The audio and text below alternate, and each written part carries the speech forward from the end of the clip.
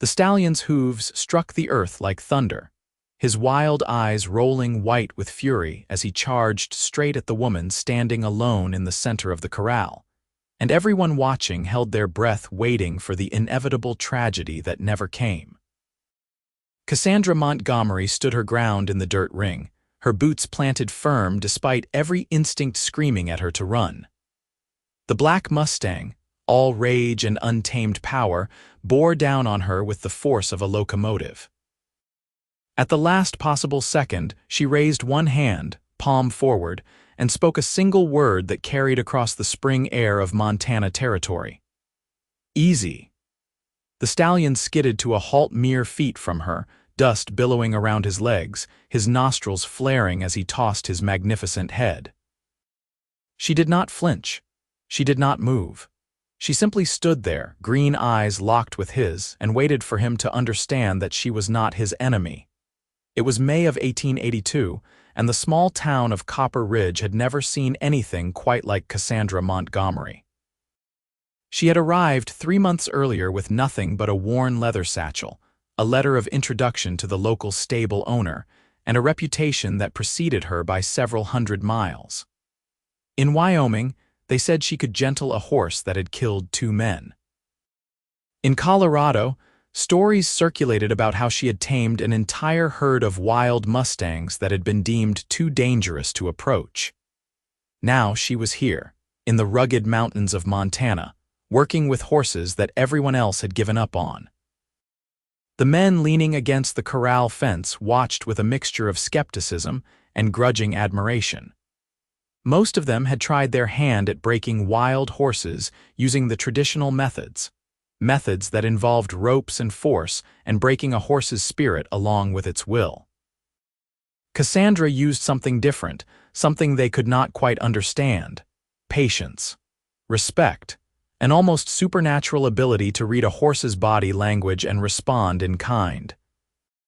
"She's going to get herself killed one of these days," muttered old Pete Garrison, the stable owner who had taken a chance on hiring her despite the raised eyebrows from every rancher in the territory. "That black devil has thrown every man who tried to ride him." "Then maybe she should not be trying," came a voice from behind them, smooth and deep with a hint of amusement threading through it. The men turned to see a cowboy they did not recognize, tall and lean with sun-darkened skin and eyes the color of whiskey in lamplight. He wore dusty traveling clothes and carried himself with the easy confidence of someone who had spent more time in the saddle than on solid ground. A battered hat shadowed his face, but there was something about the set of his jaw and the way he moved that suggested he was younger than his weathered appearance might indicate. "You new around here?" Pete asked, sizing up the stranger with the practiced eye of someone who had learned to be cautious about newcomers. Montana territory attracted all sorts, from honest men seeking a fresh start to outlaws running from the law. "Just passing through," the cowboy replied, but his eyes never left the woman in the corral. "Though I might stay a while if there is work to be had. Name is James Holloway. I have broken horses from Texas to Oregon," Pete snorted. "If you think you can do better than her, you are welcome to try." "That stallion has put 3 men in the doctor's office." James did not respond. He was too busy watching Cassandra move around the black Mustang in a slow, deliberate circle. The horse tracked her with his eyes, his muscles still tense, ready to bolt or attack at any moment. She was talking to him, her voice too low for the men at the fence to hear, but whatever she was saying seemed to be working. The stallion's ears, which had been pinned back against his skull, slowly began to swivel forward. "She has a gift," James said quietly, more to himself than to the others. "She has a death wish," countered one of the other men, a ranch hand named Dutch who had been kicked by that same stallion just 2 weeks earlier and still bore the bruises. "Ain't natural, a woman working with horses like that, especially not wild ones." James turned his whiskey-colored eyes on Dutch, and there was something in that gaze that made the other man take a step back. "Seems to me she is doing just fine. Better than fine, actually. That horse is calming down." He was right. In the corral, the black stallion had stopped pawing the ground. His head was lowering, inch by careful inch, as Cassandra continued to circle him. She was humming now, a wordless melody that drifted across the morning air.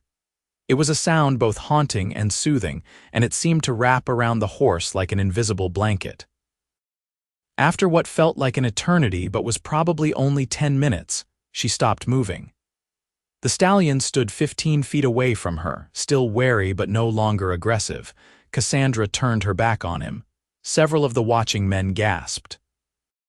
Pete actually started to climb the fence, ready to intervene, but James caught his arm. "Wait," he said. "Watch." For a long moment, nothing happened.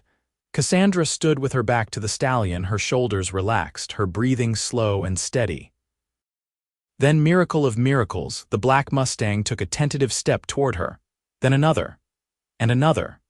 When he was close enough, he stretched out his neck and snuffed at her shoulder. She turned slowly, moving like water, and placed her hand on his muzzle. The stallion did not rear. He did not bolt. He simply stood there, allowing her touch, his wild eyes beginning to soften. "I will be damned," Pete breathed. James said nothing, but a slow smile spread across his face. He had seen many things in his 26 years of life, had traveled from one end of the frontier to the other, but he had never seen anything quite like this. There was something almost magical about the way Cassandra worked, something that spoke to a deeper understanding of these magnificent animals. She was not breaking the stallion. She was building a bridge of trust, and the horse was choosing to cross it. After another 20 minutes, Cassandra led the stallion to the water trough at the edge of the corral. He followed her like a puppy, his previous aggression completely evaporated. She let him drink, her hand resting lightly on his neck, and when he was finished, she walked him in slow circles around the pen. The transformation was remarkable. This was the same animal that had been trying to kill her less than an hour ago.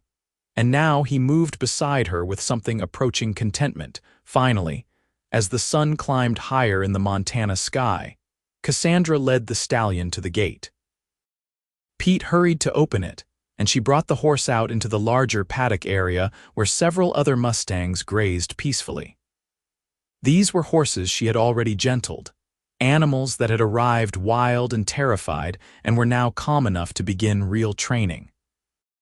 She slipped the rope halter off the black stallion and stepped back, giving him freedom to choose. He stood there for a moment, looking at her, and then trotted off to join the herd. Cassandra wiped the sweat from her forehead with the back of her hand and turned to face the men who had been watching. She was 23 years old, with honey-colored hair that she kept braided down her back and eyes that seemed to shift from green to gray depending on the light. She was not conventionally beautiful by the standards of the day, but there was something arresting about her, something that commanded attention. Perhaps it was the confidence in the way she carried herself, or the quiet strength that radiated from her like heat from a stove. Whatever it was, James Holloway found himself unable to look away. "Good morning, Pete," she said, her voice slightly hoarse from the humming. "I think he will be ready for saddle training in another week or so." "Cassandra, that was extraordinary," Pete replied, shaking his head in wonder. "I honestly thought we were going to have to put that one down. You have earned your pay 10 times over." She smiled, a quick flash of warmth that transformed her serious face. "He is just scared, they all are. They have been running free their whole lives, and then suddenly they are captured and penned in. Of course they fight. Would not you?" "I suppose I would," Pete admitted. He gestured toward James. "This here is James Holloway, says he is looking for work. I figure we could use another hand around here, especially with all these Mustangs you keep bringing in." Cassandra turned her attention to James for the first time, and their eyes met across the dusty yard. Something passed between them in that moment, something neither of them could have named but both of them felt. It was like recognition, though they had never met before. It was like coming home, though neither of them had a home to speak of. It was the beginning of something neither of them was prepared for. "Can you ride?" she asked, her tone businesslike but not unfriendly. "I have been in the saddle since I could walk," James replied. Grew up on a ranch in Texas until the drought of '76 wiped us out. Been working cattle drives and horse ranches ever since. Can you be patient? This question seemed more important to her than his riding ability. James considered this carefully before answering. I can try. Cassandra nodded slowly, still studying him with those changeable eyes. Patience is everything with these horses. They have been betrayed by men before, captured and mistreated. If you come at them with force, they will fight until they die, but if you come at them with respect, they will give you everything they have. I understand, James said, and he meant it. There was something about the way she spoke, the passion and conviction in her voice that made him want to prove himself worthy of working beside her. All right then, Pete interjected, clapping his hands together. James, you are hired, 50 cents a day plus room and board. You can bunk with the other hands in the house behind the stable. Cassandra, you need anything else from me before I head into town? No, thank you, Pete. I am going to work with the sorrel mare this afternoon. She is still skittish around men, so maybe it is best if the new hire stays clear of her for now. Whatever you say, Pete agreed. He had learned early on not to question Cassandra's methods or judgment when it came to the horses. She had proven herself too many times for him to doubt her now. As Pete walked away, James found himself alone with Cassandra for the first time. She was studying him with an intensity that should have been uncomfortable but somehow was not. Why are you really here? She asked bluntly. Copper Ridge is not exactly on the way to anywhere. James appreciated her directness. He was tired of small talk and polite lies. Honestly, I heard about you, about what you do with wild horses. I have been working with horses my whole life, but I have never seen anything like what I just watched. I wanted to learn. Cassandra's expression softened slightly. Most men would not admit that they had something to learn from a woman. Most men are fools, James replied with a slight smile. My mother taught me to recognize quality when I see it, regardless of where it comes from. Your mother sounds like a wise woman. She passed 5 years ago. There was old grief in James's voice, but it was the kind that had been worn smooth by time, no longer sharp enough to cut but still present. I am sorry, Cassandra said simply. Then, after a pause, my father was the one who taught me about horses. He was a cavalry officer before the war, and he had a way with the animals that seemed almost like magic. When I was young, I used to follow him everywhere, watching everything he did. He never treated me like I was less capable just because I was a girl. He taught me everything he knew. Where is he now? James asked gently. Cassandra's face closed off slightly, like shutters being drawn over windows. He died 6 years ago, thrown from a spooked horse during a storm. Broke his neck instantly. She said it matter-of-factly, but James could hear the pain underneath the words. After that, my mother wanted me to settle down, get married, be a proper lady, but I could not. The horses, working with them, it is the only thing that makes me feel close to him again. James nodded, understanding more than she probably realized. They were both orphans in their own way, both carrying losses that had shaped them into who they were now. Both had found solace in the company of horses rather than people. Well, Cassandra said, breaking the moment of shared vulnerability, if you are going to work here, you might as well start learning. Come on. I will introduce you to the herd. She led him to the paddock where the gentled Mustangs grazed. There were 7 of them in total, ranging from a small gray mare who could not have been more than 14 hands high to a massive dun gelding who looked like he could carry a man through anything. Cassandra walked among them fearlessly, and they nickered softly at her approach, clearly comfortable in her presence. This is Juniper, she said, stroking the gray mare's neck. She was the first one I worked with when I got here. Took me 3 weeks to get her to trust me enough to eat from my hand. Now she is as gentle as a lamb. She moved to the next horse, a bay with a white star on his forehead. This is Copper, named after the town. He is clever, maybe too clever. He figured out how to unlatch his stall door last week and let all the others out. James laughed, delighted by the image. He moved closer to Copper, letting the horse sniff his hand before attempting to touch him. The bay snorted softly but did not shy away. "You have good instincts," Cassandra observed. "You let him come to you instead of forcing yourself on him." "Like I said, I have been around horses my whole life," James replied. "Though I admit most of the animals I have worked with were already broken to saddle, this is different." "Very different," Cassandra agreed. She introduced him to the rest of the herd. A chestnut mare named Ruby, a paint gelding called Domino, a Palomino mare named Goldie, the massive dun gelding who answered to Bear, and a young buckskin filly named Cricket who was so curious she kept trying to nibble on James's shirt buttons. "She is a troublemaker," Cassandra said fondly, gently pushing Cricket's nose away. "But she is also going to be something special once she is fully trained. She has more heart than any horse I have ever met."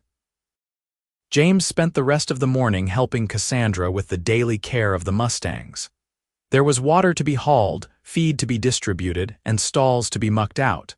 It was hard, physical work, but James did not complain. He was used to long days and manual labor, and there was something deeply satisfying about working alongside someone who clearly loved what they did. Cassandra moved through her tasks with efficiency and grace, always talking to the horses, always aware of their moods and needs. At midday, Pete's wife Sarah brought out lunch for them, thick sandwiches of bread and cold beef, apples from last fall's harvest, and fresh buttermilk to wash it all down. They sat in the shade of the stable, eating in companionable silence. James noticed that Cassandra ate like she did everything else, with focus and purpose, not wasting time or motion. "So what is the plan for the sorrel mare?" he asked between bites. Cassandra glanced toward the separate corral where a red-gold horse stood alone, her head high and alert, watching everything with suspicious eyes. "Daisy is special. She was captured by some men who were not gentle about it.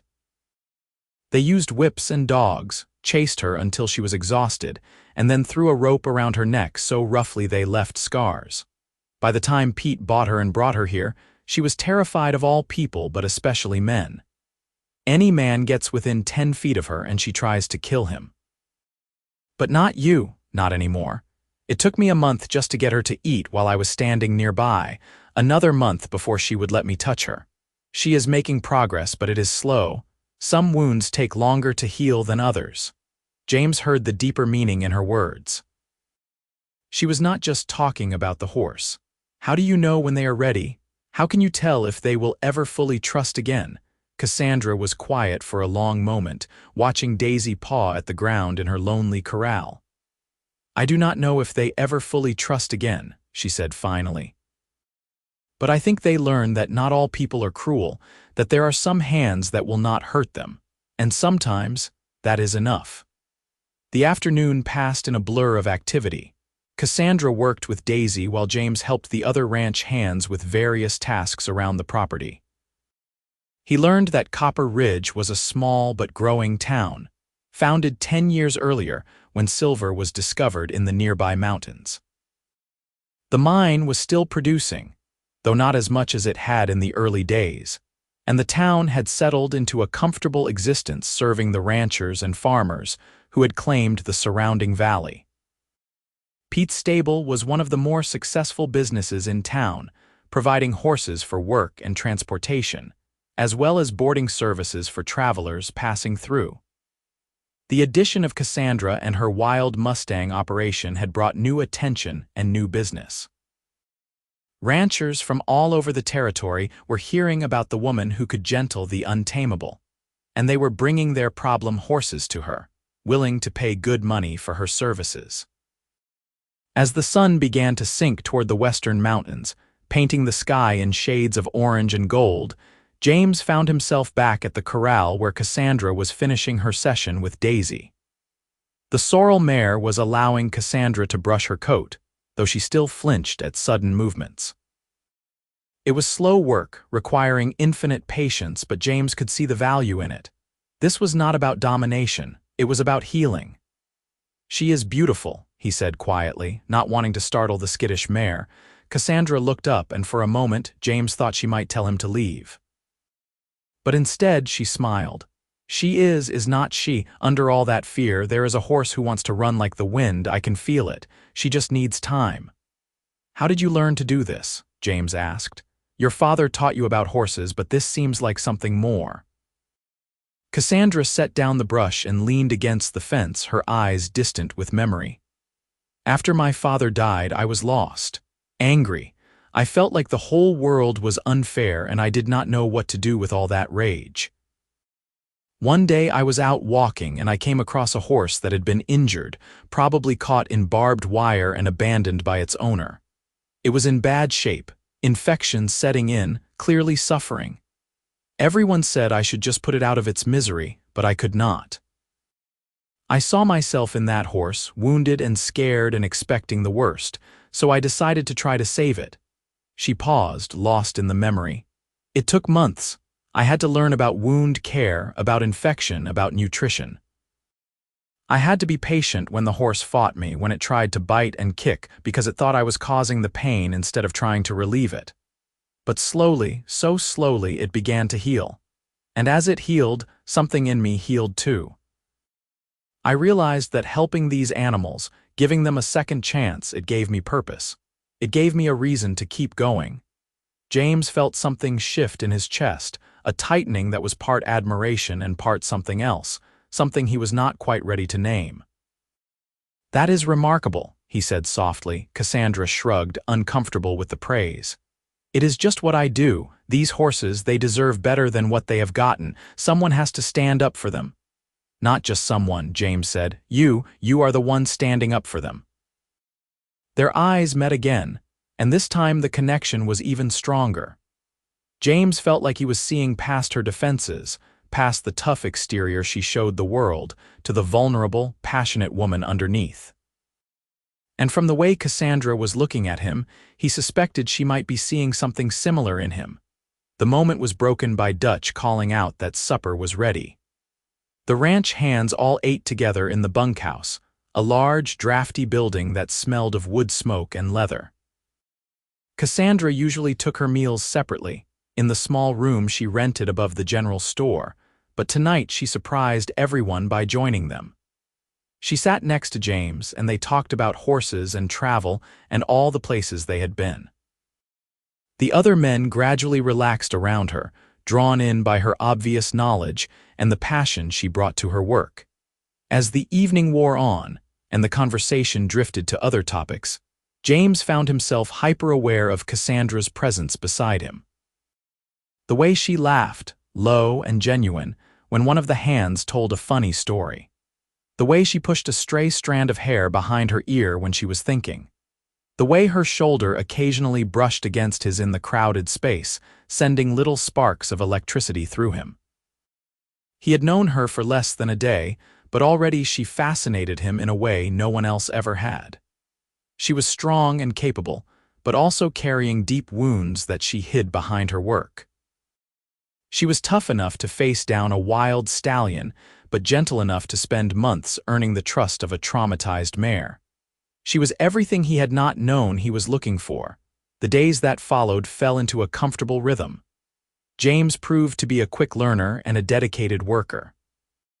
He absorbed everything Cassandra taught him about reading horse body language, about approaching wild animals with respect rather than force, about the patience required to build trust. He worked hard, never complained, and treated the horses with the same gentle firmness that Cassandra employed. More importantly, he treated Cassandra with respect. He did not question her authority or try to override her decisions. He did not make crude jokes or treat her like she was less capable because of her gender. He simply worked beside her as an equal, and Cassandra found herself looking forward to their time together more than she cared to admit. A week after James arrived, a rancher named Tom Sullivan rode into Copper Ridge with a problem. He had a 3-year-old stallion that he had been trying to break for months with no success. The horse was costing him money in feed and stable space, and he was ready to sell it to the glue factory if something could not be done. "I heard you work miracles with wild horses," Sullivan said to Cassandra, his hat in his hands. I am willing to pay top dollar if you can make him rideable. Cassandra agreed to take a look, and Sullivan brought the stallion in the next day. He was a magnificent animal, a blue roan with intelligent eyes and a body built for speed and endurance. But when Sullivan tried to lead him into the corral, the horse reared and fought, his hooves flashing dangerously close to Sullivan's head. "Easy there," James called out, moving quickly to help. Between the two of them and Cassandra directing from a safe distance, they managed to get the roan into the corral and Sullivan out of danger. The horse immediately began running the perimeter of the pen, his muscles tense, his eyes rolling white with fear and aggression. "His name is Storm," Sullivan said, breathing hard from the exertion. "Seemed fitting when I bought him as a yearling. Now I think I should have named him Devil." Cassandra watched Storm carefully, taking note of his movements, his posture, the way he held his head. "He is not mean," she said finally. "He is terrified. Look at his ears, how they keep swiveling, trying to track everything at once, and see how he flinches when you move suddenly. Someone has hurt this horse and hurt him badly." Sullivan had the grace to look embarrassed. "I tried the old methods," he admitted. "Ropes and force like my daddy taught me. Maybe I was too rough, but I paid good money for this horse and I need him trained." "Leave him with me," Cassandra said. 2 weeks and I will have him calm enough to assess properly. After that we will see." Sullivan agreed and rode off, probably relieved to be rid of the problem. Cassandra spent the rest of that day simply sitting near the corral, not trying to approach Storm, just letting him get used to her presence. James sat with her, and they talked in low voices about everything and nothing. The horse gradually stopped running and began to graze on the hay that had been left in the pen, though he kept a wary eye on the humans. "Why do people do that?" James asked, watching Storm. "Why buy a horse and then treat it like it is the enemy?" "Fear, mostly," Cassandra replied. "They are afraid of being hurt, afraid of losing control, afraid of looking weak. So they try to dominate the horse before it can dominate them. They do not understand that it does not have to be a battle, it can be a partnership." "Is that what you are building with these horses, a partnership?" "Trying to," Cassandra said. "Some of them come around faster than others. Some of them, like Daisy, may never fully recover from what was done to them, but I have to try. I owe it to them and to my father's memory to at least try." James reached out and, after a moment of hesitation, took her hand. Cassandra stiffened slightly in surprise but did not pull away. His hand was warm and calloused from years of hard work, and his grip was gentle but firm. It was the first time he had touched her beyond accidental brushes, and the contact sent warmth spreading through her chest. "You are doing more than trying," he said quietly. "You are succeeding. These horses are lucky to have you." Cassandra felt tears prick at the corners of her eyes, and she blinked them back quickly. She was not used to this kind of genuine praise, this kind of seeing. Most people either dismissed her work as foolish or viewed it with suspicion, but James understood. He saw what she was trying to do and he valued it, valued her. "Thank you," she whispered. They sat there together as the sun set, hands clasped, watching Storm gradually relax in his enclosure. It was a moment of perfect peace, and both of them wished it could last forever. The work with Storm proved to be challenging. The roan stallion was more damaged than Cassandra had initially thought. Someone had used spurs on him, leaving scars along his flanks. He had rope burns on his legs from being hobbled too tightly. Worst of all, he had been beaten around the head, making him head-shy and nearly impossible to halter. The first time Cassandra tried to slip a rope over his neck, he reared so violently that he flipped over backward and nearly knocked himself unconscious. "That is it," Pete said after witnessing the display. "That horse is too dangerous. We need to send him back to Sullivan and tell him to cut his losses." "No," Cassandra said firmly. "I can reach him. I just need more time." "Cassandra, you could have been killed just now if you had been standing 1 foot to the left." "But I was not," she pointed out. "I know what I am doing, Pete. Trust me." Pete sighed but nodded. He had learned that there was no point in arguing with Cassandra when she had made up her mind about a horse. James had watched the whole thing with his heart in his throat. Seeing that massive stallion rear up, seeing how close Cassandra had come to being crushed, it had terrified him in a way he had not expected. In the 2 weeks since he had arrived in Copper Ridge, his feelings for Cassandra had grown from admiration to something much deeper and more complicated. He found himself thinking about her constantly, looking for excuses to be near her, living for the moments when she would smile at something he said. He was falling in love with her, he realized. Maybe he had been falling since the first moment he saw her standing fearlessly in front of that black stallion, and the thought of losing her, of seeing her hurt or worse, was more than he could bear. "Let me help," he said to her after Pete had left. "2 pairs of eyes are better than 1. I can watch for danger while you work with Storm." Cassandra wanted to refuse. She was used to working alone, used to relying only on herself. But she also recognized the wisdom in what James was saying, and more than that, she wanted him there. His presence had become a source of comfort and strength for her, something she had not realized she needed until she had it. "All right," she agreed. "But you stay outside the corral unless I tell you otherwise. Storm is too unpredictable right now." For the next week, they worked together with Storm. James stood watch while Cassandra spent hours in the corral, sometimes just sitting quietly, sometimes humming that wordless melody, sometimes talking to the stallion in a low, soothing voice. Gradually, so gradually it was almost imperceptible, Storm began to relax. His ears stayed forward more often than back. He stopped flinching quite so violently at sudden movements. He began to investigate Cassandra when she was still, snuffing at her clothing and hair with his soft muzzle. "You are doing it," James said one afternoon, watching Storm actually approach Cassandra voluntarily for the first time. "He is starting to trust you." "Starting is the key word," Cassandra replied, but she was smiling. "We still have a long way to go." That evening, after the day's work was done, James and Cassandra went for a walk together. It had become something of a routine for them, these evening walks when the air was cooling and the mountains were painted purple by the fading light. Sometimes they talked about the horses, sometimes about their pasts, sometimes about nothing important at all. Tonight they walked in comfortable silence, just enjoying each other's company. They ended up at a small creek that ran through the property, swollen with snowmelt from the mountains. The water rushed and tumbled over smooth stones, creating a constant, soothing sound. They sat on the grassy bank, and Cassandra pulled off her boots to dip her feet in the cold water. "My father used to bring me to a creek like this," she said, wiggling her toes in the current. "Back in Kansas, before we moved to Wyoming. We would spend hours there, just him and me, skipping stones and watching the fish. He told me those were some of the best days of his life." "He sounds like he was a good man," James said. "The best. I miss him every day."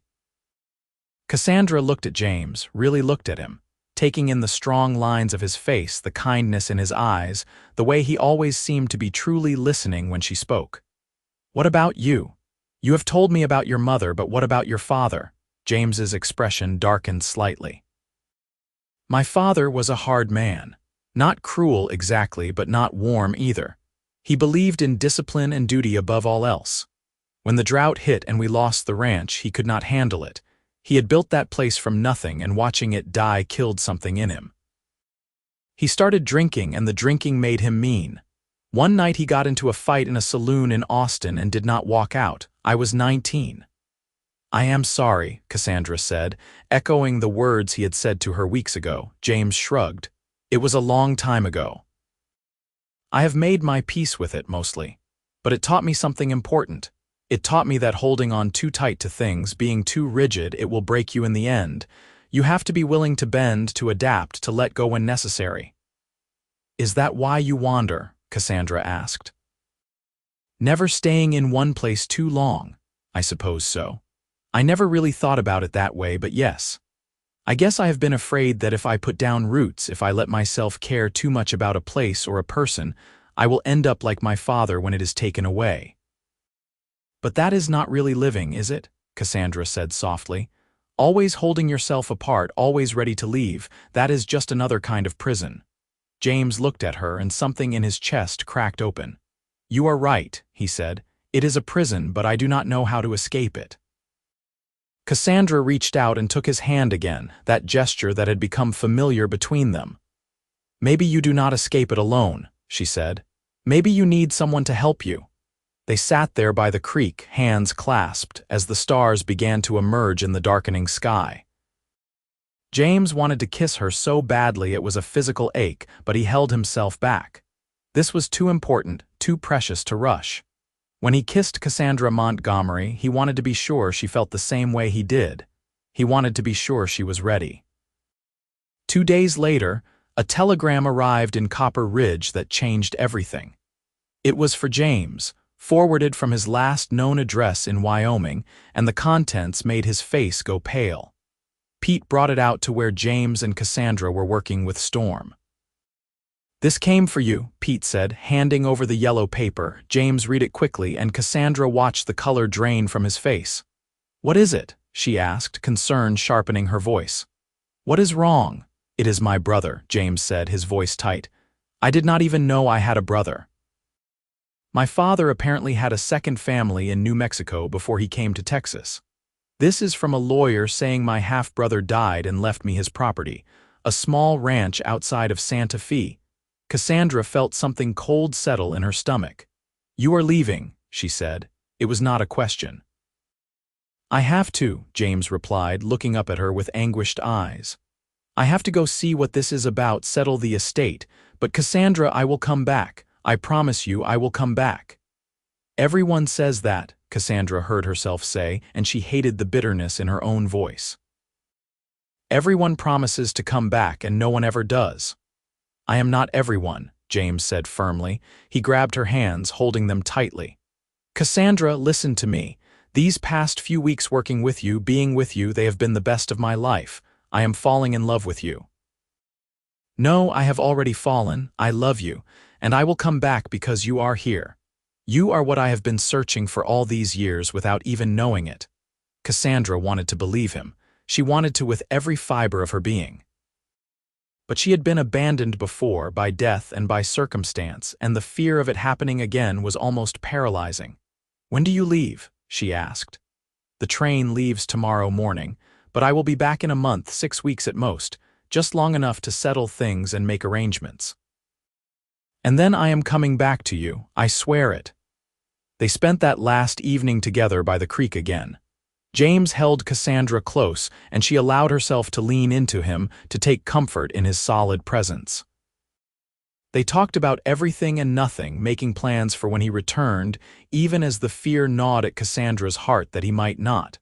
Take care of Storm while I am gone, James said, and take care of yourself. Do not take unnecessary risks. I will be careful, Cassandra promised. Then, gathering her courage, she turned in his arms so she was facing him. James, I need to tell you something before you go. What is it? I love you too. I did not want to. I tried not to, but I do. You have already tamed my heart. James's face broke into a smile so bright it could have rivaled the sun. Say that again, he breathed. You have already tamed my heart, Cassandra repeated, and then his lips were on hers, kissing her with a passion and tenderness that made her toes curl. She kissed him back with everything she had, pouring all her fear and hope and love into that single perfect moment. When they finally broke apart, both breathing hard, James pressed his forehead to hers. I will come back, he promised again. Even if I have to walk every mile from New Mexico, I will come back to you. The next morning, Cassandra stood on the platform as the train pulled away, carrying James south toward New Mexico. She watched until the last car disappeared around the bend, and then she turned and walked back to the stable, her heart heavy but also strangely full. He had said he loved her. He had promised to return. She had to believe him. She had to have faith. The weeks that followed were the longest of Cassandra's life. She threw herself into her work with renewed intensity, using it to keep the fear and loneliness at bay. Storm made remarkable progress. finally allowing her to halter him and then, miracle of miracles, to place a saddle on his back. The first time she climbed onto the stallion, her heart was pounding with a mixture of fear and exhilaration. Storm danced and sidled but did not buck. After a few minutes, he calmed enough for her to walk him around the corral. "You did it." Pete called from the fence, his voice full of amazed pride. "I cannot believe you actually did it." Cassandra patted Storm's neck, feeling the power coiled in the muscles beneath her. "He did it," she corrected. "He chose to trust me. I just gave him a reason to." Tom Sullivan was ecstatic when Cassandra sent word that Storm was ready. He came to collect his horse and paid her double what they had agreed upon, insisting that she had earned every penny. He rode Storm out of Copper Ridge with a huge grin on his face, and Cassandra allowed herself a moment of pure satisfaction. She had saved another one. She had given Storm a second chance at a good life. But at night, alone in her small room above the general store, the satisfaction faded and all she could think about was James. She had received 2 letters from him, both expressing his love and his promise to return soon. The legal matters were more complicated than he had expected, but he was working through them as quickly as possible. He missed her terribly. He was counting the days until he could see her again. Cassandra read those letters until the paper grew soft and worn from handling. She wrote back, telling him about Storm's progress, about the new Mustangs Pete had brought in, about how much she missed him. She tried not to sound desperate or clingy, but every word she wrote was infused with longing. 6 weeks passed. Then 7. Then 8. Cassandra tried not to panic, tried to trust that James was simply delayed, but doubt began to creep in. What if he had changed his mind? What if he had decided that a ranch in New Mexico was more appealing than a life with her in Montana? What if, like her father, he had been taken by some accident or illness, and she would never see him again? She was working with Daisy one afternoon, the skittish sorrel mare finally allowing Cassandra to lead her around the corral on a rope, when she heard a commotion from the direction of town. She looked up to see a lone rider coming down the main street at a gallop, and her heart leaped into her throat. She knew that silhouette, knew the way the rider sat his horse, knew with absolute certainty who it was even before she could see his face: James. He pulled his horse to a stop in front of the stable, swung down from the saddle, and then he was running toward her.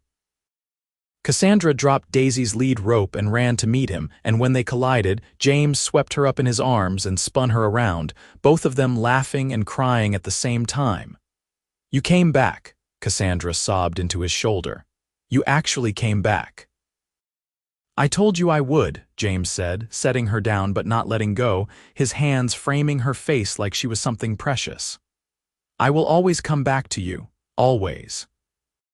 He kissed her then, right there in front of Pete and the ranch hands and half the town, and Cassandra kissed him back with all the pent-up longing and relief of the past 2 months.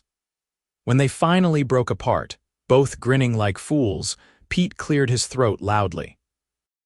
"I take it you settled your business in New Mexico?" he asked James, trying to hide his smile.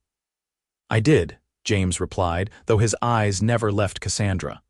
"It turns out my half-brother left me a decent-sized ranch, about 500 acres with good water rights and grazing land.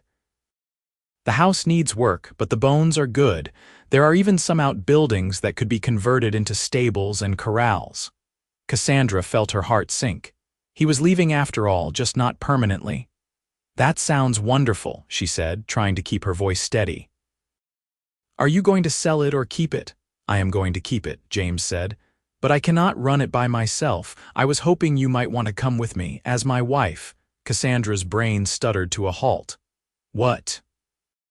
James dropped to one knee right there in the dusty street, pulling a small velvet box from his pocket. "Cassandra Montgomery, I love you more than I thought it was possible to love anyone. You are the strongest, bravest, most compassionate person I have ever met. You see the good in creatures that everyone else has given up on, and you fight for them with everything you have. You have already tamed my heart, and I do not ever want it back. Will you marry me? Will you come to New Mexico and help me build something lasting and good?" Will you let me spend the rest of my life loving you?" Cassandra could not speak. Tears were streaming down her face and her throat was tight with emotion. She nodded frantically, and James's face broke into that brilliant smile she loved so much. "Yes?" he asked, needing to hear her say it. "Yes," Cassandra finally managed to choke out. "Yes, yes, 1,000 times yes." James slipped the ring onto her finger, a simple gold band with a small emerald that matched her eyes, and then he stood and kissed her again. The watching crowd erupted in cheers and applause, and Pete was shaking his head and grinning. "I suppose this means I am losing both of you," he said, but there was no real sadness in his voice, only happiness for them. "Not right away," James assured him. "We will need a month or so to make arrangements, and I want to help Cassandra finish up with the horses she is currently working with. But yes, we will be moving to New Mexico before winter." The next month was a whirlwind of activity. James and Cassandra were married in a simple ceremony at the small church in Copper Ridge, with Pete and Sarah standing up as witnesses. Cassandra wore a simple blue dress that Sarah had helped her pick out from the dressmaker, and James wore his best suit, cleaned and pressed for the occasion. It was not fancy, but it was perfect, and when the preacher pronounced them husband and wife, Cassandra felt a joy so profound it nearly knocked her off her feet. They spent their wedding night in the room above the general store, and it was everything Cassandra had hoped for and more. James was gentle and patient, understanding that this was her first time, and he made sure that she felt safe and cherished every moment. They loved each other slowly, learning each other's bodies, and when it was over, they lay tangled together in the narrow bed, talking and laughing and making plans for their future. "We can bring all the horses," James promised, stroking her hair. "The ones you have already gentled, and we can start catching wild Mustangs in New Mexico too. There are huge herds out there, and most of them end up being rounded up and sold for pennies to people who do not appreciate them. We can give them a better option. We can build a reputation for quality, humanely trained horses." "That sounds perfect," Cassandra murmured, already half asleep. "I want to do exactly that, with you." They spent the next few weeks preparing for the move. Pete helped them arrange transportation for the horses, renting a private train car that could accommodate the animals for the long journey south. Cassandra worked feverishly to finish up her training with the horses she had committed to, and James helped her, the two of them working in perfect sync like they had been partners for years instead of months. Daisy, the traumatized sorrel mare, presented the biggest challenge. Cassandra had made tremendous progress with her, but the mare was still far from being ready to live a normal life. The question of what to do with her weighed heavily on Cassandra's mind. "We take her with us," James said when Cassandra voiced her concerns. "She is not ready to be sold or given to someone else. She needs you, and you need to see her through to the end. She comes with us." Cassandra fell a little more in love with her husband in that moment. The fact that he understood, that he was willing to take on a horse that might never be fully functional just because Cassandra cared about her, it meant everything. The day they left Copper Ridge was bittersweet. Pete and Sarah came to see them off at the train station, along with most of the town. Cassandra had made an impression during her months there, and people had come to respect her work even if they did not fully understand it. There were hugs and well wishes and promises to write, and then James and Cassandra were boarding the train with their string of 8 horses. Juniper, Copper, Ruby, Domino, Goldie, Bear, Cricket, and Daisy. As the train pulled out of the station, Cassandra looked back at the town that had been her home for the past year. She felt a pang of sadness at leaving, but it was overwhelmed by excitement for what lay ahead. She had a husband who loved her, a shared dream to pursue, and a new home waiting for them in New Mexico. The future was bright and full of possibility. The journey to Santa Fe took 3 days, and it was an adventure in itself. The horses traveled well for the most part, though Cricket tried to escape her stall twice and had to be recaptured. Cassandra and James took turns staying in the train car with the animals, making sure they had water and food and were not too distressed by the constant motion. When they were not with the horses, they sat together in the passenger car, watching the landscape roll by, talking about their plans and dreams. "I want a big family," James confessed as they crossed into Colorado. 4 or 5 children, running wild around the ranch, learning to ride before they can walk. "I want our home to be full of life and laughter." Cassandra smiled at the image. "I want that too, though we should probably get settled first before we start filling the house with babies." "Probably wise," James agreed, kissing her temple. "But soon, I want to start our family soon." They arrived in Santa Fe on a blazing hot afternoon in late August. The ranch was about 10 miles outside of town, nestled in a valley with mountains rising on 3 sides. The house was adobe, built in the Spanish style with thick walls and a red tile roof. It was larger than Cassandra had expected, with 4 bedrooms and a spacious main living area with a fireplace big enough to roast a pig. The furniture was sparse and worn, but the structure was sound. The outbuildings were even more impressive. There were 2 large barns, multiple corrals already in place, and a bunkhouse that could sleep half a dozen ranch hands. The previous owner, James's half-brother, had apparently been in the process of expanding his operation before his untimely death from a fever. Now all of this belonged to James and Cassandra, and the possibilities were endless. They spent the first week settling in and getting the horses adjusted to their new home. The climate was hotter and drier than Montana, and it took the animals a few days to acclimate. Daisy was particularly stressed by the change, and Cassandra spent hours with her, just sitting in the mare's stall, humming that wordless tune until the horse calmed down. James hired 2 local men to help with the heavy work of getting the ranch operational. Miguel was a middle-aged vaquero with decades of experience working with horses and cattle, and his nephew Louis was a bright young man of 19 who was eager to learn. Both of them were skeptical when they heard about Cassandra's methods for training horses, but after watching her work with Cricket, taking the yearling filly from skittish to saddle-trained in less than a week, they became believers. "I have never seen anything like it," Miguel said, shaking his head in wonder. "My father broke horses the old way and I learned from him, but this, what you do, it is like magic." "It is not magic," Cassandra assured him. "It is just patience and understanding. If you want to learn, I can teach you." Miguel did want to learn, and so did Louis, and soon Cassandra had 2 more students in the art of gentle horse training. They worked hard through the fall, building up a reputation in the Santa Fe area for quality horses that were trained without breaking their spirits.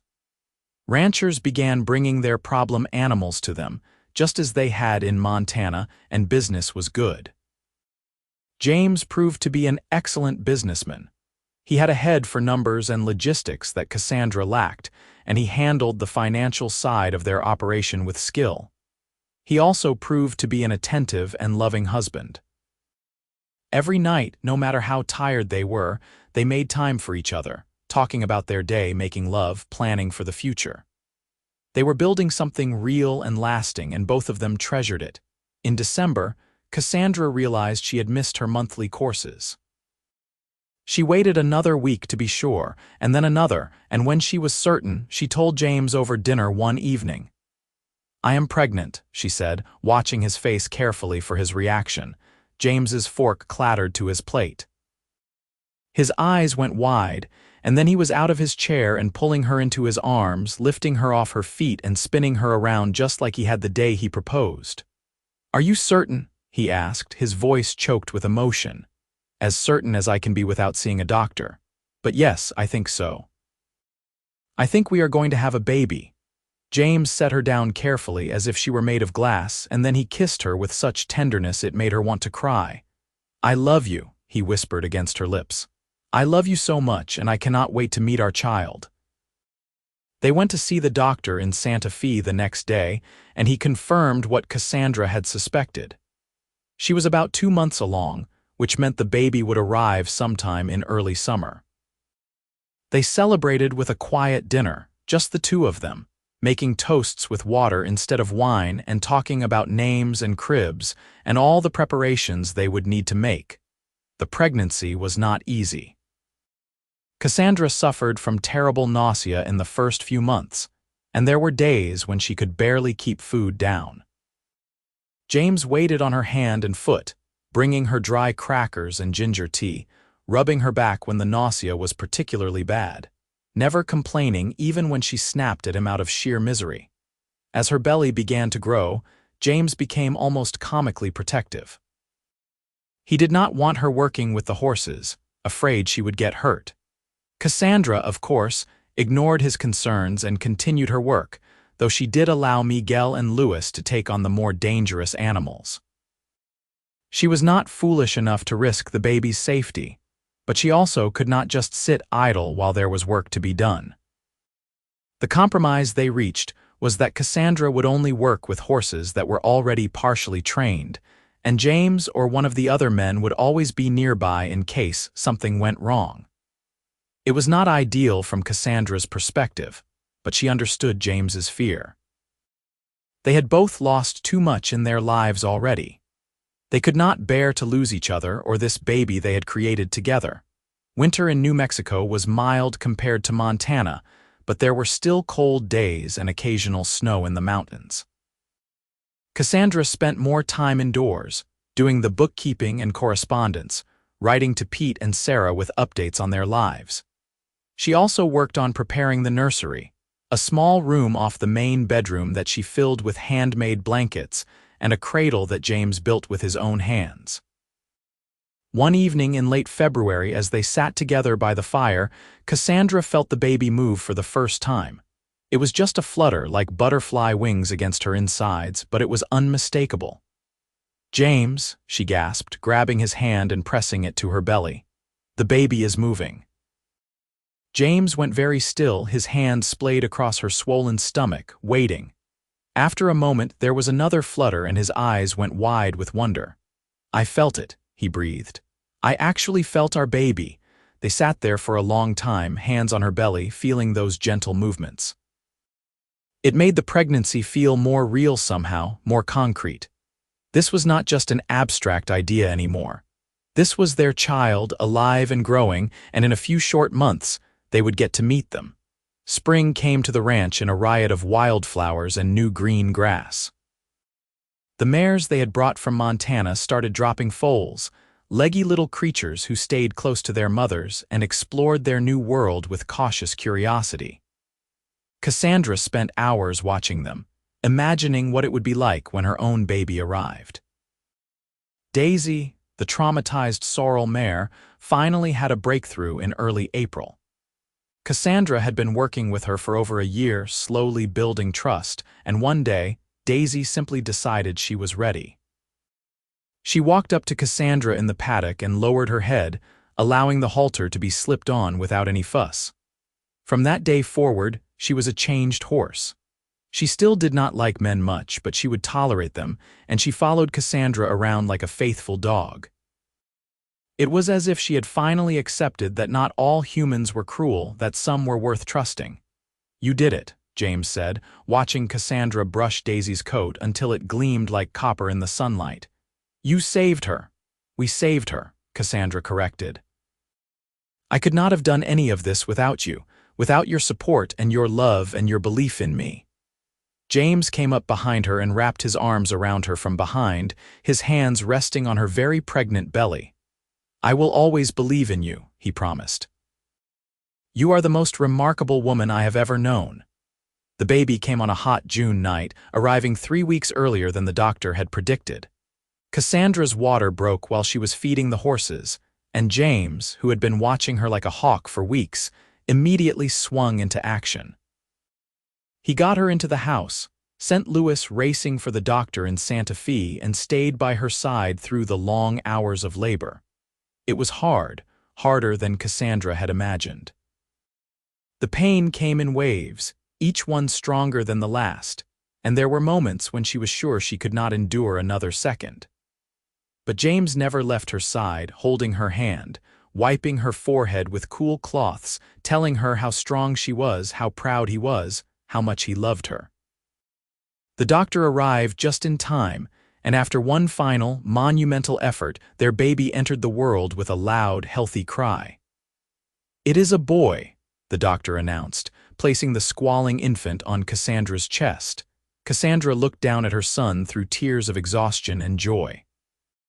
He was perfect, with dark hair like James and eyes that would probably turn out to be some shade of hazel. His tiny fists waved in the air, and his cries were indignant, as if he was offended by this whole being-born business. "Hello, little one," she whispered, stroking his impossibly soft cheek. "Welcome to the world." James was crying too, unashamed tears streaming down his face as he looked at his wife and son. "He is perfect," he said, his voice thick with emotion. "You did such a good job, Cassandra. You are amazing." They named him Daniel, after Cassandra's father, and James Charles as his middle names. Daniel James Charles Holloway. It was a big name for such a small person, but they both agreed it suited him. The weeks after Daniel's birth were exhausting but wonderful. Cassandra had never been so tired in her life, but every time she looked at her son, every time she held him or fed him or heard his little baby sounds, it was all worth it. James was an involved father from the start, changing diapers and walking the floors with Daniel when he was fussy, singing off-key lullabies that somehow always soothed the baby. Miguel and Louis stepped up to handle more of the ranch work, and James hired another hand to help with the horses. Cassandra took several months off from training, focusing on recovering from the birth and caring for Daniel.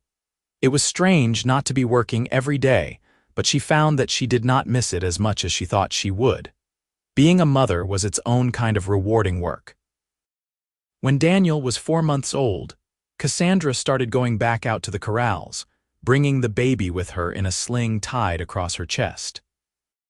The horses were curious about the new addition, snuffling at him gently, and Daniel seemed fascinated by them, reaching out his chubby hands to try to grab their muzzles. Daisy in particular was protective of the baby, positioning herself between Daniel and any horse she deemed too rambunctious. "I think Daisy has adopted him," James observed, watching the mare follow Cassandra and Daniel around the paddock. "I think you are right," Cassandra agreed. "She has come such a long way. I am so proud of her." Life settled into a comfortable rhythm. The ranch prospered, their reputation growing throughout the territory. They received inquiries from as far away as California and Texas, people wanting to buy horses trained with Cassandra's methods, or wanting to bring their problem animals to her for rehabilitation. They could have expanded, hired more people, turned it into a massive operation, but both James and Cassandra preferred to keep things manageable. This was their home, not just a business, and they wanted to preserve that feeling of intimacy and purpose. When Daniel was 18 months old, Cassandra became pregnant again. This time the pregnancy was easier, perhaps because she knew what to expect. She continued working almost up until her due date, though she limited herself to the gentler horses and let Miguel and Louis handle the more challenging cases. Their daughter was born on a crisp October morning in 1885, arriving so quickly that the doctor almost did not make it in time. She had her mother's green eyes and a full head of golden hair, and from her first breath, she was strong-willed and determined. They named her Sarah Jane, after James's mother Sarah and Cassandra's mother Jane, both of whom they wished could have been there to meet their granddaughter. Daniel was fascinated by his baby sister, always wanting to help take care of her, bringing her toys and singing to her in his childish voice. Watching them together made Cassandra's heart feel so full it might burst. This was what she had dreamed of but never thought she would have. A family of her own, a home, a purpose, and a man who loved her unconditionally. The years that followed were full and happy. They had 2 more children, a son named Thomas born in 1887 and another daughter named Elizabeth born in 1889. Their home was indeed filled with life and laughter, just as James had wanted. The children grew up learning to ride almost before they could walk, just as James had predicted, and all of them inherited their parents' love for horses. Daniel showed a particular talent for working with the animals, displaying the same patience and intuition that his mother had. By the time he was 10, he was helping Cassandra train young horses, and she delighted in teaching him everything she knew. Sarah Jane was more interested in the business side of things, sitting with James while he did the books and asking questions about profit margins and inventory. Thomas was the wild one, always getting into scrapes and adventures, and Elizabeth, the youngest, was a perfect blend of all her siblings. Curious and clever and fearless, through it all, James and Cassandra's love for each other only deepened. They still took evening walks together when they could, still talked about everything and nothing, still made time for each other even with 4 children demanding their attention. They weathered storms together, both literal and metaphorical, droughts that threatened the ranch, illnesses that scared them, moments of doubt and fear. But they always came through stronger, united in their commitment to each other and to the life they had built. On their 10th wedding anniversary, James took Cassandra back to the creek where he had first told her he loved her, back in Montana.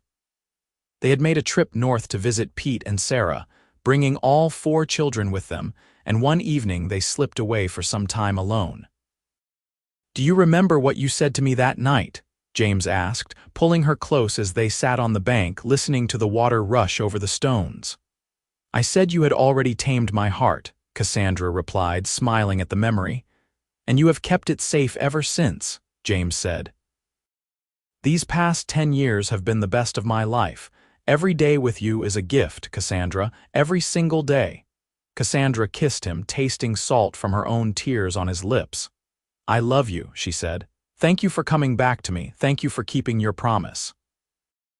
"I will always keep my promises to you," James said. "Always." They sat there together as the sun set, just as they had done a decade earlier, but now they were different people. They were not 2 lonely wanderers anymore. They were partners, parents, the architects of a life they had built together from nothing but love and determination and faith in each other. The ranch continued to thrive, becoming known throughout the Southwest as the place to go for humanely trained horses.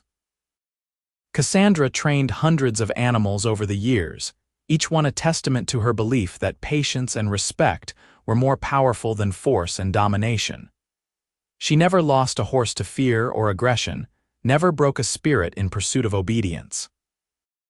And every single animal that left her care went on to live a good life, valued and appreciated by owners who understood what a gift they had been given. As the children grew, they began to take on more responsibility at the ranch.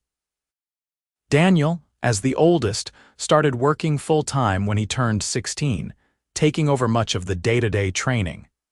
Sarah Jane handled the business correspondence and finances. Thomas, despite his wild streak, proved to have a talent for breeding and selecting which horses to bring in from the wild herds. And Elizabeth, still young but eager, helped wherever she was needed. James and Cassandra found themselves with more free time than they had had in years, and they used it to travel, to visit old friends, to simply enjoy each other's company. They went back to Montana several times, visiting Pete and Sarah until Pete's death in 1895 and Sarah's passing 2 years later.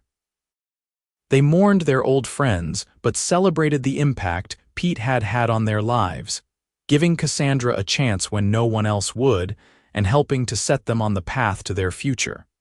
They also made peace with their pasts. Cassandra visited her father's grave in Wyoming, bringing flowers and telling him about all she had accomplished, knowing he would be proud. James tracked down information about his half-brother and learned that the man had been a good person, someone who had tried to make something of himself, despite the difficult circumstances of his birth. James wished he could have known him, but he was grateful for the legacy the man had left behind in the form of the ranch. On their 20th wedding anniversary, the whole family gathered for a celebration. All 4 children were there, along with their respective sweethearts and, in Daniel's case, his new wife. The house rang with laughter and music, and Cassandra looked around at the faces of the people she loved and felt a profound sense of gratitude. This was more than she had ever dreamed possible. This was everything. Late that night, after everyone had gone to bed, James and Cassandra sat together on the porch, looking out at the moonlit landscape. The mountains rose dark against the star-filled sky, and somewhere in the distance, they could hear the horses moving in their paddocks, peaceful and content. "You ever regret it?" Cassandra asked. "Staying here, building this life, you could have gone anywhere, done anything." "Not for a single second," James replied without hesitation. "Everything I ever wanted I found with you. You are my home, Cassandra. You always have been." Cassandra leaned her head on his shoulder, breathing in the familiar scent of him, leather and sage and something uniquely James. "You saved me," she said quietly. "I did not realize how lost I was until you found me. I thought I was fine, working with my horses, helping animals no one else wanted, but I was just going through the motions. You gave me a reason to really live again." "We saved each other," James corrected gently. "You taught me that it was safe to put down roots, to open my heart, to build something lasting. You showed me that love does not have to end in loss and pain. Sometimes, if you are very lucky, it just grows stronger with time." They sat in comfortable silence, hands clasped, watching the stars wheel slowly across the sky. They had been together for 2 decades, had raised 4 children, had built a successful business from nothing, had weathered all the joys and sorrows that life could throw at them. And through it all, they had never stopped loving each other, never stopped choosing each other every single day. The years continued to pass, bringing new grandchildren, new challenges, new joys. Daniel and his wife had 3 children of their own, and Sarah Jane married a kind schoolteacher from Santa Fe who adored her fierce intelligence. Thomas eventually settled down with a woman as wild and adventurous as himself, and they traveled the West together, sending back letters full of their exploits. Elizabeth, the baby of the family, took over the training operation from her mother, displaying the same gift for understanding horses that Cassandra had possessed. As James and Cassandra entered their 50s, and then their 60s, they gradually stepped back from the daily operations of the ranch, content to let their children and grandchildren carry on the work they had started. They spent their time traveling, visiting the grandchildren, and simply enjoying the peace of having lived a full and meaningful life. Cassandra never stopped working with horses entirely, though. Even in her 70s, she could be found in the corrals, humming that wordless tune, building bridges of trust with animals that everyone else had given up on. She trained her last wild Mustang at the age of 74, a scarred and battered old mare who had somehow survived years of mistreatment. It took months of patient work, but eventually the mare learned to trust, learned that not all human hands brought pain. When Cassandra finally set the old horse free in the pasture with the rest of the herd, she knew it was time to stop. She had given everything she had to this work, and it was enough. James was by her side through it all, loving her just as fiercely at 75 as he had at 26. His hair had gone silver, and his face was lined with age, but his whiskey-colored eyes still lit up every time he looked at her. He still took her hand when they walked. He still kissed her good morning and good night. He still told her he loved her every single day. They celebrated their 50th wedding anniversary surrounded by children, grandchildren, and even a few great-grandchildren. The ranch had grown to include multiple houses now, a whole compound of family living and working together. It was everything they had ever wanted, everything they had fought and worked and hoped for. That night, as they lay in bed together in the house they had shared for half a century, Cassandra turned to James with tears in her eyes. "I have been so happy," she whispered. "These 50 years with you, they have been the best gift I could ever have been given." "The gift was mutual," James replied, pulling her close. You are still the bravest, most remarkable woman I have ever known, and you have given me a life beyond my wildest dreams." They fell asleep in each other's arms, just as they had done thousands of times before. And when morning came, they woke together, ready to face another day, another adventure, another chapter in the extraordinary story of their love. James passed away peacefully in his sleep at the age of 82, with Cassandra holding his hand and all of their children gathered around his bedside. His last words were, "I love you, my darling. Thank you for the most beautiful life." Cassandra wept, but they were not tears of despair. They were tears of gratitude for having had him at all, for the 55 years they had been given together, for the family they had created and the legacy they would leave behind. She lived another 5 years after his death, spending her time with her children and grandchildren, passing on stories of the early days, of wild Mustangs and Montana territory, and a dusty corral where a young woman had tamed a dangerous stallion while a cowboy watched and fell in love. She told them about their grandfather's promise to return and how he had kept it, and how that promise had been the foundation of everything good in her life. When Cassandra Montgomery Holloway died at the age of 87, it was quietly in her sleep, with a smile on her face. Her children found her that way in the morning, and they knew without being told that she had gone to find James, to continue their great adventure in whatever came next. They buried her next to him on a hill overlooking the ranch, under a sky so vast and blue it seemed to go on forever. The ranch continued for generations after them, run by their descendants, still using the gentle training methods that Cassandra had pioneered. Her name became legend in horse training circles, and people came from all over to learn from the family that carried on her work. The story of the woman who tamed Mustangs that everyone else feared, and the cowboy who had told her she had already tamed his heart, was passed down through the years, a testament to the power of patience, respect, and above all, love. In the end, that was what it had all been about. Not just the horses, though they had been important. Not just the ranch, though it had been their home and their livelihood. But the love between two people who had found each other against all odds, who had built a life together from nothing but faith and determination, who had proven that even the wildest hearts could be tamed by gentleness and understanding.